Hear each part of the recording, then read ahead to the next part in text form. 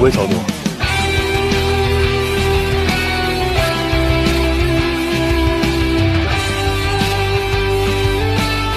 Assalamualaikum warahmatullahi wabarakatuh.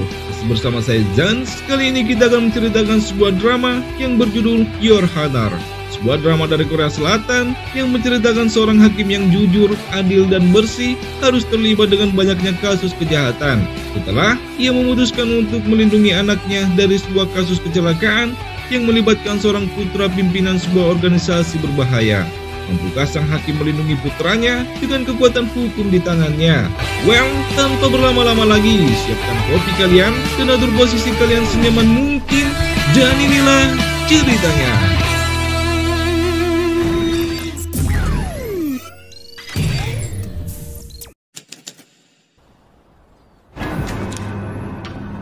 Film diawali dengan diperlihatkan seorang tahanan yang tengah berlari mengelilingi lapangan. Kepala sipir yang melihat itu mencoba mengejar dan mengajaknya berbicara, namun pria itu tidak memperdulikannya. Diketahui, pria itu bernama Kim, pemilik perusahaan ternama dan juga ketua gangster, yang karena itu kepala sipir begitu sangat menghormatinya. Hingga tak lama, Kim mendapat telepon dari putranya yang bernama Sang Hyun, yang saat itu mendapat hadiah dari sang ayah berupa sepeda motor di hari ulang tahunnya. Dengan sangat gembira, sang anak mengucapkan terima kasih. Pimpinan Kim yang mengetahui itu membuatnya juga sangat bahagia. Sementara di sisi lain terlihat seorang pria bernama Pan Ho yang baru saja terbangun dari tidurnya, yang mana Pan Ho sendiri adalah seorang hakim yang terkenal dengan keadilannya menegakkan hukum, di mana saat ini ia tengah menangani sebuah kasus dari 6 orang pekerja bangunan yang tewas. Untuk itu, ia pun segera pergi ke TKP dengan menggunakan taksi untuk menindaklanjuti kasus itu. Di sana, ia mendapati pembangunan sebuah apartemen, namun sangat disayangkan pembangunan itu telah memakan 6 orang korban. Bersamaan dengan itu, di sebuah pemakaman terlihat seorang pemuda bernama Ho Young yang merupakan putra dari Pan Ho, yang saat itu tengah mengunjungi makam sang ibu dengan perasaan sedih. Hingga tiba-tiba, ia mendapat sebuah panggilan yang membuatnya bergegas pergi. Namun di tengah perjalanan, tiba-tiba penyakit asmanya kambuh membuatnya kesulitan mengendarai mobilnya. Sementara dari arah yang berlawanan, Sang Hyun yang sebelumnya mendapat motor dari sang ayah terlihat menggunakan motor itu dengan kecepatan tinggi, yang pada akhirnya kecelakaan pun terjadi di antara mereka. Dengan penuh ketakutan, Ho yang mencoba untuk mendekati korban yang ia tabrak, dan di sana terlihat jika keadaan Sang Hyun yang begitu sangat parah.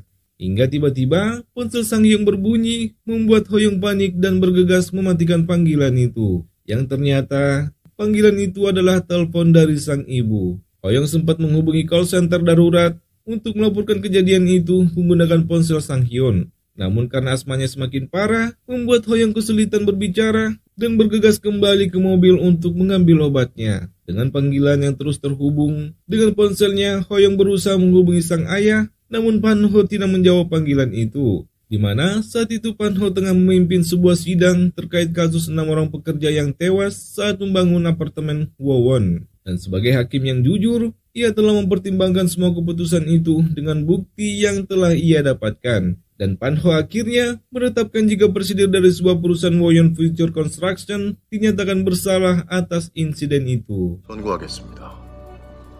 Singkatnya, ketika persidangan telah berakhir, Pan Ho yang melihat banyaknya panggilan dari putranya saat itu juga menghubungi Ho Yeon. Namun saat itu tidak ada jawaban. Khawatir terjadi sesuatu, Pan Ho saat itu pulang dan mendapati Ho Young yang tengah menangis dengan baju yang penuh dengan cairan merah. Melihat itu, Pan Ho bergegas menanyakan apa yang telah terjadi, dan dengan ketakutan, Ho yang memulai menceritakan kejadian kecelakaan yang ia alami. Mendengar itu, sebagai seorang hakim yang adil, Pan Ho kemudian menyuruh Ho Young untuk bertanggung jawab atas perbuatannya. Meski sempat ragu, Pan Ho berusaha meyakinkan Ho Young bahwa semua akan baik-baik saja. Namun sesampainya di kantor kepolisian, Pan Ho pun dibuat heran karena melihat seluruh polisi tengah sibuk. Hingga tanpa sengaja, ia melihat sebuah berita yang memberitakan kasus tabrak lari yang korbannya adalah putra kedua dari pimpinan Kim. Entah apa yang terjadi, Pan Ho saat itu tiba-tiba ketakutan dan mengurungkan niatnya dan memilih untuk membawa Ho Young pergi. Sementara di tempat berbeda, Istri pimpinan Kim yang melihat wajah anaknya dipenuhi dengan luka membuatnya tidak kuasa lagi menahan kesedihannya. Berita itu pun dengan cepat menyebar hingga sampai kepada pimpinan Kim yang membuatnya merasa sangat terpukul. Hingga tak lama kepala sipir datang memberitahukan tentang izin pimpinan Kim untuk menemui anaknya. Namun pimpinan Kim saat itu menegaskan bahwa hari itu adalah hari pembebasannya. Kembali kepada Pan Ho yang saat itu telah tiba di rumah menyuruh Hoyong untuk menuliskan semua detail dari kecelakaan itu. Setelah itu Pan Ho bergegas menghilangkan jejak-jejak bukti yang ada di mobil Hoyong dan membuang pakaian Hoyong yang digunakan sebelumnya. Namun ketika akan membuang bukti itu, tiba-tiba salah satu tetangga menyapanya yang membuat Pan Ho terkejut. Bersamaan dengan itu, sesuai perkataannya, pimpinan Kim hari itu juga dibebaskan. Dan itu disambut oleh banyaknya reporter yang ingin mengetahui apakah kejadian itu ada hubungannya dengan konflik perusahaan. Kembali kepada Pan Ho, yang usai membuang bukti itu ke truk sampah, ia kemudian mendatangi bengkel mobil untuk membeli beberapa perlengkapan mobil. Kemudian memasangnya sendiri di rumah dengan mengandalkan petunjuk dari YouTube. Pan Ho akhirnya selesai membuat kondisi mobil seperti tanpa terjadi sesuatu. Sementara itu, pimpinan Kim yang tiba di ruang jenazah begitu sangat terpukul melihat anaknya yang tidak lagi bernyawa. Salah satu penyidik memberitahukan laporan terkait kecelakaan itu dan juga memberikan sebuah bukti rekaman panggilan darurat yang dilakukan oleh sang anak. Di sana terdengar suara napas berat yang tersengal-sengal membuat pimpinan Kim tidak kuasa lagi menahan tangisannya dan emosi yang tidak tahu kepada siapa harus ia lampiaskan. Bersamaan dengan itu, kini Pan Ho terlihat kedatangan tamu seorang ibu-ibu yang kedatangannya untuk mengucapkan terima kasih karena telah membantunya memenangkan kasus sebelumnya. Tidak hanya itu, sang ibu juga memuji Pan Ho yang seorang hakim yang adil. Namun pujian itu membuat Pan Ho dilema karena kini malah melindungi putranya yang jelas-jelas bersalah setelah menghilangkan nyawa seseorang. Acara pemakaman putra dari pimpinan Kim akhirnya dilakukan. Di sana terlihat istri pimpinan Kim yang begitu sangat terpukul atas semua yang terjadi kepada putra kedua mereka. Hingga tak lama, putra pertama pimpinan Kim yang bernama Sang Hyuk yang baru saja tiba di Amerika datang dan memberikan penghormatan. Bukannya senang, kedatangan Sang Hyuk membuat ibunya menganggap bahwa Sang Hyuklah yang telah menghabisi adiknya karena hanya Sang Hyuk yang begitu sangat membenci adiknya. Mendengar tuduhan itu membuat Sang Hyuk emosi, namun putri ketiga pimpinan Kim yang bernama Sang On berusaha menenangkan sang kakak, membuat Sang Hyuk akhirnya memilih untuk pergi. Namun ternyata di luar pemakaman para reporter telah menunggu untuk mempertanyakan tentang keterkaitan kematian Sang Hyun dengan lawan bisnis Wawan Group. Sang Hyuk dengan tegas mengatakan bahwa kematian adiknya tidak akan bisa dinilai dengan apapun kecuali dengan kematian juga. Hukum hanya akan menganggap itu sebagai kasus tabrak lari. Untuk itu ia menegaskan akan mencari siapa yang telah menghabisi adiknya. Kembali pada Pan Ho, di tengah rasa frustasinya ia kemudian menemui salah satu temannya yang merupakan seorang anggota majelis bernama Yi Hwa untuk meminta bantuannya menghilangkan bukti atas kecelakaan itu. Namun di sana, Pan Ho malah menceritakan sebuah cerita karangan jika Hoyong selalu menangis di mobilnya karena tidak bisa melupakan kenangan bersama sang ibu. Dan karena itu, Pan Ho meminta Yi Hwa untuk membantunya menyingkirkan mobil Hoyong. Mendengar cerita Pan Ho, tentu saja membuat Yi Hwa merasa prihatin. Kemudian menghubungi kenalannya yang merupakan seorang tangan kanan sindikat perdagangan tubuh manusia untuk membantunya. Hingga keesokan harinya, terlihat mobil Hoyong yang kini telah dicuri oleh seorang pria sesuai permintaan Pan Ho sebelumnya. Bersamaan dengan itu, terlihat Sang Hyuk di tengah hujan deras kini mendatangi sebuah markas gangster yang ia curigai sebagai dalang atas kematian sang adik. Di sana terlihat seorang wanita bernama Mion yang merupakan ketua dari organisasi Bodu yang juga sindikat perdagangan manusia. Dan tanpa basa-basi, Sang Hyuk menyatakan kecurigaannya jika salah satu anggota geng Bodu yang telah menabrak sang adik. Namun Mion membantah tuduhan itu dengan mengatakan bahwa ia tidaklah sebodoh itu jika harus mencari masalah dengan Wawan Group. Mendengar itu, tidak membuat Sang Hyuk tenang dan menyuruh Mion untuk menemukan siapa pelaku dari kecelakaan itu. Jika tidak, maka ia akan mencurigai klan Bodu sebagai pelakunya. Di sisi lain, Pimpinan Kim kini kembali mendengarkan rekaman yang ia terima dari penyidik sebelumnya. Namun ketika ia mendengar rekaman itu dengan teliti, ia mendengar suara mobil dinyalakan, di mana ia pun menduga jika itu adalah suara mobil sang pelaku. Hari itu, Pan Ho menyuruh Hoyong menceritakan kembali saat kecelakaan itu terjadi, di mana dalam pengakuan Hoyong, usai kecelakaan itu, melihat kondisi ban mobilnya kempes, Hoyong pergi ke sebuah bengkel untuk mengisi angin. Hingga saat perjalanan pulang, ponsel milik Sang Hyung terus berbunyi, membuat Hoyong ketakutan dan membuang ponsel itu ke dalam danau. Pan Ho yang mendengar cerita itu, kemudian bergegas pergi ke bengkel yang dimaksud, karena ia takut jika pihak bengkel akan mengungkap Hoyong sebagai pelakunya. Di sana, Pan Ho berusaha meminta rekaman CCTV dengan dalih jika kekasihnya telah berselingkuh dan singgah ke bengkel itu. Awalnya pemilik bengkel menolak, namun karena Pan Ho memberikannya sejumlah uang, membuat pemilik bengkel itu akhirnya mengizinkan Pan Ho untuk melihat CCTV-nya. Hingga setelah menemukan filenya, Pan Ho diam-diam menghapus file itu, dan setelah itu Pan Ho mendatangi kantor polisi untuk bertemu dengan seorang polisi bernama Detektif Chai Rim untuk melaporkan mobil Hoyong yang telah hilang. Yang ternyata mobil itu kini dibawa oleh seorang pria bernama Sang Taek, yang merupakan seorang pekerja panggilan yang bekerja di bawah klan Bodu. Dalam perjalanannya, tiba-tiba Sang Taek mendapat panggilan dari bosnya yang membuatnya tidak sadar jika ia telah menerobos lampu merah. Dan karena itu, Sang Taek harus dikejar oleh pihak kepolisian. Hingga ketika petugas polisi meminta SIM milik Sang Taek dengan sangat panik, Sang Taek mencoba untuk menyuap pihak kepolisian. Bahkan menceritakan kehidupannya yang sangat memprihatinkan, membuat polisi merasa kasihan.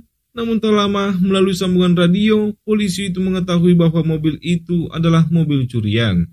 Sang Taek yang juga mendengar itu, seketika itu melakukan perlawanan dan akhirnya kabur. Malam harinya, Hoyong yang makan malam bersama sang ayah meminta maaf kepada sang ayah karena perbuatannya. Sang ayah harus melakukan kejahatan hanya untuk melindungi dirinya. Padahal, sang ayah sangat dikenal sebagai hakim yang adil dengan reputasi yang baik. Hingga tiba-tiba bel rumah berbunyi, di mana ternyata itu adalah Detektif Chai Rim yang mengabarkan bahwa mobil Pan Ho yang sempat dicuri kini telah ditemukan. Tentu saja, hal itu membuat Pan Ho terkejut, di mana ia sangat berharap mobil itu benar-benar hilang dan tidak ditemukan. Pan Ho saat itu juga mendatangi kantor kepolisian untuk memastikannya dan sempat meminta akan membawa mobilnya pulang. Awalnya Detektif Chai Rim menolak karena akan dilakukan penyelidikan lanjutan. Namun karena mobil itu milik seorang hakim ternama, Chai Rim akhirnya mengizinkannya. Namun saat akan dipindahkan, ternyata ban mobilnya kempes. Di mana saat mobil itu akan dinaikkan ke truk derek, seorang polisi mendapati sisa spatbord motor berada di selakap mobil milik Pan Ho. Dan pada akhirnya, Chai Rim mengambil keterangan dari Pan Ho tentang detail kapan mobil itu hilang. Di sana Pan Ho mengatakan jika mobil itu dicuri pada malam tanggal 8. Anaknya biasa menggunakan mobil itu, namun saat itu anaknya berada di perpustakaan sehingga anaknya tidak mengetahui kejadian itu. Pan Ho pun semakin was-was karena Detektif Chai ternyata juga akan mengambil keterangan dari Hoyong. Namun sebelum Hoyong dimintai keterangan, Pan Ho sempat mengarahkan Hoyong agar tidak menimbulkan kecurigaan. Dan benar saja, berkat arahan dari sang ayah sebelumnya, Hoyong bisa menjawab dengan baik pertanyaan dari detektif. Sehingga Detektif Chai Rim sama sekali tidak menaruh kecurigaan. 그러네. Sementara di sisi lain, proses kremasi Sang Hyun kini dilakukan. Dan itu membuat sang ibu tidak kuasa lagi menahan kesedihannya ketika putra kesayangannya harus meninggalkan mereka. Sementara pimpinan Kim dalam ketenangannya menyimpan aura balas dendam yang bergejolak di dadanya. Hingga setibanya di rumah, Sang Hyuk meminta sang ayah agar mengizinkannya mencari keberadaan orang yang telah menabrak Sang Hyun. Namun entah mengapa, sang ayah menyuruh Sang Hyuk untuk kembali ke Amerika. Desakan juga datang dari istri pimpinan Kim yang menyuruhnya untuk tidak diam saja dan mencari orang yang telah membuat Sang Hyun meninggal. Namun sejatinya, di balik diamnya pimpinan Kim memendam kemarahan yang sangat dalam hingga ia sendiri bingung bagaimana cara mengungkapkan kemarahannya. Keesokan harinya, pimpinan Kim yang dalam perjalanan ke kantor kepolisian, entah mengapa ia terus mendengarkan rekaman panggilan darurat anaknya Namun dari situ, ia menyadari bahwa itu bukanlah suara nafas anaknya, melainkan seseorang yang menderita asma. Singkatnya, pimpinan Kim yang tiba di kantor kepolisian dijelaskan oleh salah satu penyidik bahwa mobil itu sebelumnya telah dicuri oleh seseorang yang bernama Sang Taek, yang merupakan salah satu anggota dari klan Bodu. Mendengar itu, pimpinan Kim yang merasa masih ada yang kurang dalam penyelidikan kasus itu, meminta penyidik untuk mengumpulkan data tentang Sang Taek. Selanjutnya, pimpinan Kim memanggil Mion memastikan apakah Sang Taek bekerja untuk klan Bodu. Namun Mion menyangkalnya bahwa Sang Taek bukanlah bagian dari mereka. Saat itu juga, pimpinan Kim menegaskan jika mereka mencoba menutupi masalah itu, maka itu tidak akan ia maafkan. Di sini pun terlihat bagaimana pimpinan Kim sangat ditakuti di antara para gangster. Hingga dalam perjalanan pulangnya, dari anak buahnya Mion mengetahui bahwa sebelumnya anggota majelis Yihua menyuruh mereka untuk membuang sebuah mobil. Namun belakangan, mereka mengetahui bahwa ternyata mobil itu adalah mobil yang digunakan menabrak anak pimpinan Kim. Mengetahui itu, membuat Mion sangat marah dan menyuruh tangan kanannya untuk menghubungi Yihua. Sementara Yihua yang mengetahui hal itu, kemudian bergegas ke kantornya, namun di sana ia telah ditunggu oleh Pan Ho. Di sana, Yihua mencoba menenangkan Pan Ho dan menyuruhnya menceritakan apa yang sebenarnya terjadi. Pan Ho yang tidak tahu lagi harus bagaimana, akhirnya menceritakan tentang anaknya yang telah menabrak anak pimpinan Kim. Sejatinya, ia ingin anaknya dihukum, namun mengetahui yang ia hadapi adalah pimpinan Kim, tentu hukum tidak akan berlaku. Mendengar itu, Yihua yang terlanjur masuk ke dalam masalah itu, dan kini nyawanya juga telah dipertaruhkan. Mengajak Pan Ho bekerja sama, mengirim Sang Taek ke Asia Tenggara agar tidak tertangkap oleh pimpinan Kim, dan kasus itu tidak akan pernah terungkap.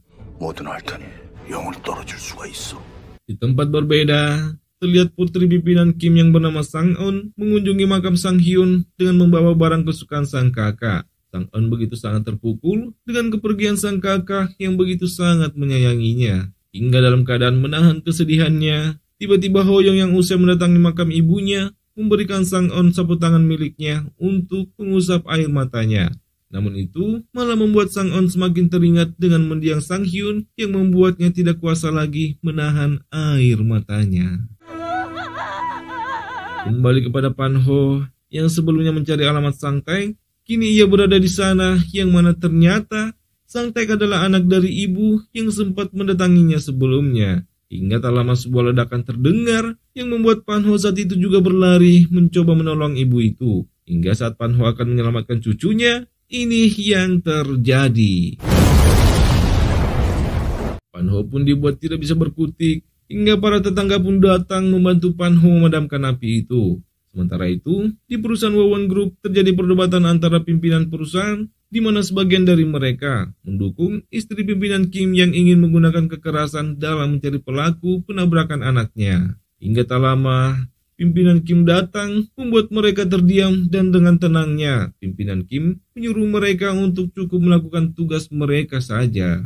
Kembali ke lokasi kebakaran, Detektif Chairim bersama para anggota kepolisian akhirnya tiba di lokasi. Bersamaan dengan itu, putra pertama Sang Taek yang bernama Lee yang juga tiba di lokasi kejadian begitu sangat terpukul mengetahui nenek dan adiknya telah tewas. Sementara Pan Ho memilih untuk meninggalkan tempat itu agar tidak menimbulkan kecurigaan. Tepat saat itu, pimpinan Kim yang sedang berada di lokasi tempat anaknya kecelakaan mendapat kabar bahwa rumah dari Sang Taek telah meledak, membuatnya terkejut dan menyuruh tangan kanannya untuk memastikannya. Sementara Pan Ho yang menemui Yihua meyakini bahwa itu adalah perbuatan pimpinan Kim. Namun, ia menduga jika itu bukanlah balas dendam, melainkan umpan agar Sang Taek keluar dari tempat persembunyiannya. Mengetahui hal itu, Yihua kemudian menemui Mion, dan di sana Mion dibuat terkejut mengetahui bahwa Hakim Pan Ho lah dalang dari semua rekayasa itu. Namun saat ini, mereka telah terlibat di dalamnya sehingga tidak ada jalan lain selain menyelesaikannya.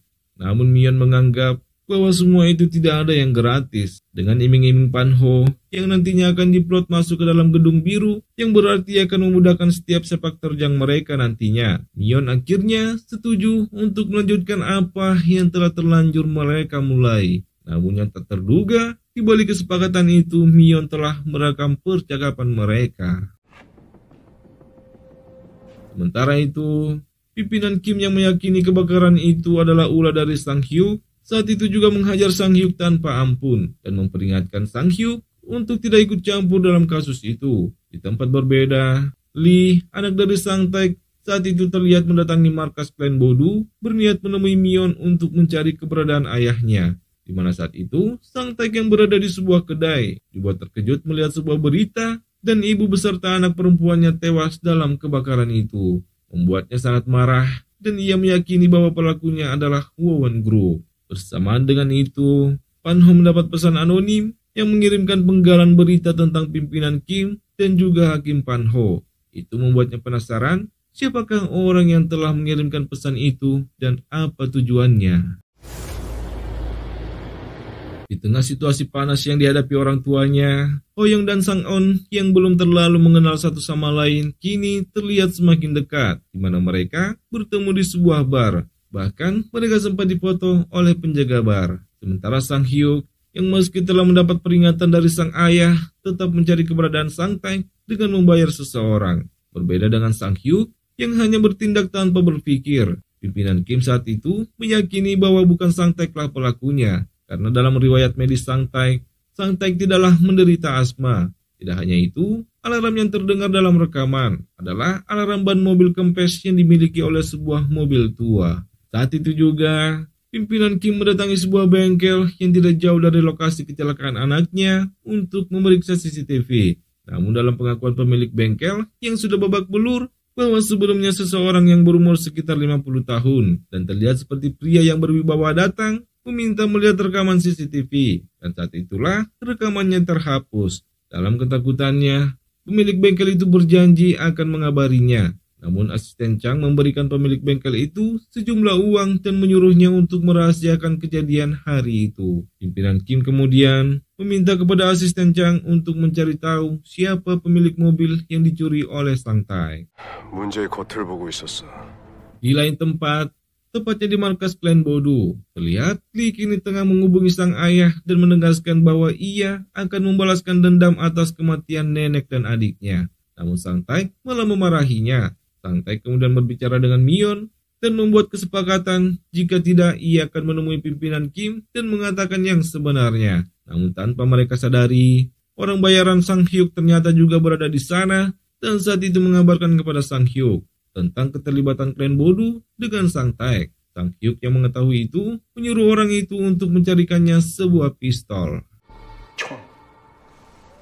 Masalah itu membuat Pan Ho stres sehingga membuatnya kesulitan untuk tidur. Hingga di pagi harinya, Pan Ho tiba-tiba kedatangan seseorang yang mana ternyata itu adalah Sang Taek. Meski marah karena Pan Ho ia harus kehilangan ibu dan juga putrinya, namun saat itu Sang Taek yang menyayangkan Pan Ho dengan reputasinya selama ini. Pan Ho menyembunyikan kejahatan yang ia lakukan. Sang Taek kemudian memberikan nomor rekeningnya dan menegaskan akan pergi ke Kamboja jika Pan Ho memberinya bayaran yang sesuai. Jika tidak, maka ia akan membongkar semuanya. 나는 곧바로 김광훈 회장을 찾아가겠소.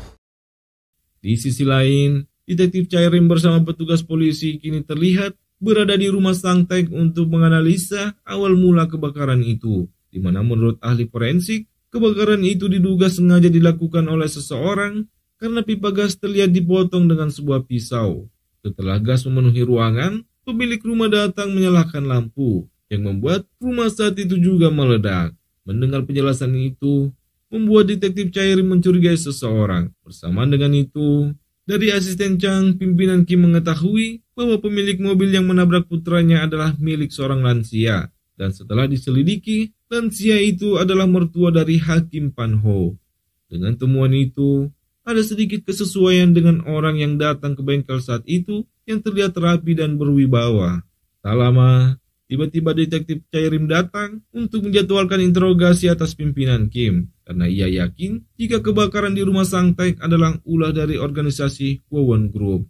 Hal itu tidak terlepas karena Sang Taek adalah terduga pelaku penabrak anak dari pimpinan Kim. Namun pimpinan Kim malah berbalik bertanya, seberapa yakinkah detektif Chai menyatakan bahwa Sang Taek adalah pelakunya. Entah apa yang terjadi dalam percakapan itu, Namun detektif Chairim saat itu buru-buru mencari keberadaan Lee, anak dari Sang Taek, yang menurutnya akan menjadi target organisasi Wawan Group selanjutnya.